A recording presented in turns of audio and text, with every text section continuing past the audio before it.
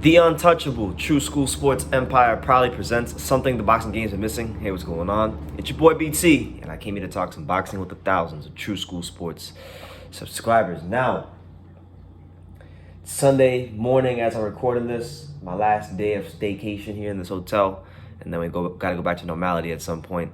But I wanted to talk about Edgar Berlanga. Edgar Berlanga, you know, this guy is a superstar. Maybe I shouldn't be caught up in the hype because he hasn't had that step-up fight yet, but it's really hard not to be. I mean, when you continuously stop guys in the first round and you're doing it on ESPN and national television with a lot of people watching you, with a lot of people seeing what you're all about over and over and over and over again, it says a lot about Edgar Berlanga. And it's not so much the way it's not so much that he's just knocking people out. It's the way he's doing it. He's not just barreling down on you with brute force. You know, he's sending punches up. He's pulling the lead hand around the guard and coming over the top. He's coming downstairs. The punch selection is very, very vast and very, very diverse for Edgar Berlanga. Like last night, right? He fought Ulises Sierra, who was 15-1-2 coming into the fight. Sierra had been in camp with the likes of Andre Ward, Canelo Alvarez, Kovalev. He was a respected person, a respected fighter within the realms of boxing, in the boxing community. And Sierra had never been dropped in his entire, 18-fight professional career coming into the fight. Never been dropped in 17, 18 fights his entire career. And Berlanga doesn't just drop him; he drops him 3 times. So there's something to be said for that when you're constantly fighting guys who are veteran fighters. Like this fight, he fought Sierra, who had never been dropped in 18 fights. The last fight, he fought Lanel Cael Bellos, who had never been stopped in like 27 fights or whatever it was, damn near 30 fights.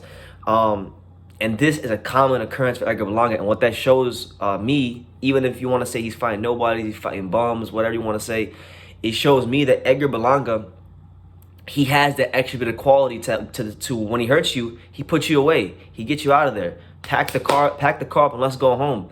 You know, he's not getting paid for any overtime. So, you know, they say he trains. They say he trains and spars 12 rounds regularly, and if he's doing that, then if he's doing that in the gym, then I don't think he's gonna have any problem going 12 rounds when that day comes. And I think that day's coming soon. I don't know who it's gonna come against, but I think it's coming soon. So now that he's won, he's finished 20-20 with an undefeated record, stopping everybody in the first round, and this sets up a massive 2021 for Berlanga, where you're looking at him potentially becoming that next Puerto Rican star to fill those shoes of Miguel Cotto that have been so empty since he retired from boxing. Nobody's really been able to fill them, and Berlanga looks like someone that could fill them. You know, we thought Verdejo will be that guy.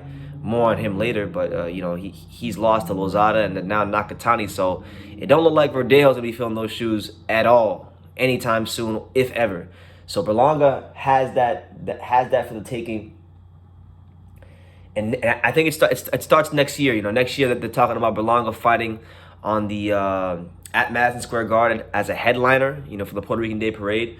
And we were talking about this last night on the live. We had over 11,000 people show up to the live. So shout out to all 11,000 of you that showed up. If you didn't show up, you really missed out, because we had a great time on both lives, the Joshua Pulev live and the Verdejo Nakatani live. It was a great day. 13 hours of going live. But just looking at who Berlanga could fight next, realistically, I really only see 2 or 3 names that in that top 15 that I think he could fight. You know, the first name I think he could fight is a guy like Steve Nelson.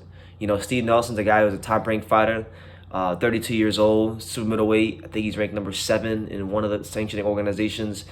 Steve Nelson, he's got 14 knockouts in 17 fights. You know, he comes from that Terrence Crawford camp at the B&B boxing gym. He's the kind of fighter that I could see them using as an opponent, because at some point Berlanga is going to have to fight a known puncher, a guy that's packing his own fair share of thumping TNT in both hands. And I think Steve Nelson fits that description, because he has the power, but he's not necessarily an elite fighter, nor is he a championship experienced fighter. So that could be a good opponent. You know, Steve Nelson's a good opponent. Maybe like a guy like David Lemieux, who I've been openly campaigning for Edgar Berlanga to fight. I think Lemieux is such an explosive puncher that if Berlanga goes in there and tries to trade with him, he's going to have to be a little bit smarter about it. So I want to see Berlanga in there with some sort of puncher next. because right now, I mean, fair play to him, all the credit to him. It's not easy to put these guys away in the first round, and he's doing it like it's like it's nothing, you know. If you think Edgar Berlanga, if you think what Edgar Berlanga is doing is easy, go to your local boxing gym and go spar people around your size, and you go try to put them out in the first round, and you let me know how it goes for you. It's not that easy.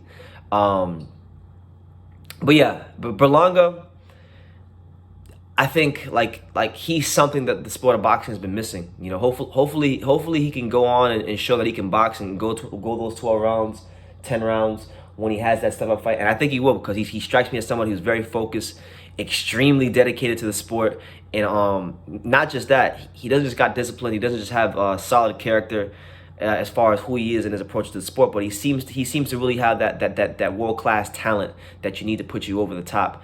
So shout out to him. And the good thing for Berlanga, the best thing he's got going for him, is that he's got the best matchmakers in the sport on his side in Top Rank Boxing. So they're not gonna put him in there until they think he's ready. They're not gonna put him in that proper sink or swim fight until they think he's ready, because this is a guy that has got the chance to be a multi-million-dollar fighter very, very soon. And it starts next year when he headlines at the Madison Square Garden on Puerto Rican Day, on the Puerto Rican Day parade.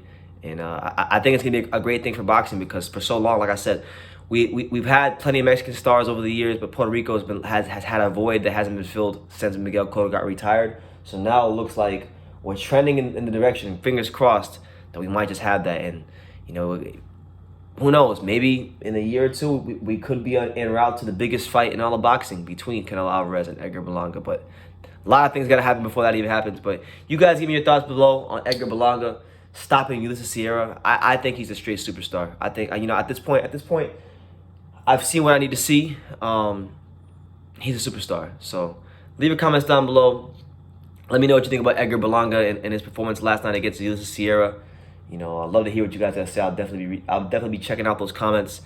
Make sure you take the time to subscribe. But like I say in every single one of these videos, you can love me or you can hate me, but I'm just giving Daniel. So until next time, take care, guys.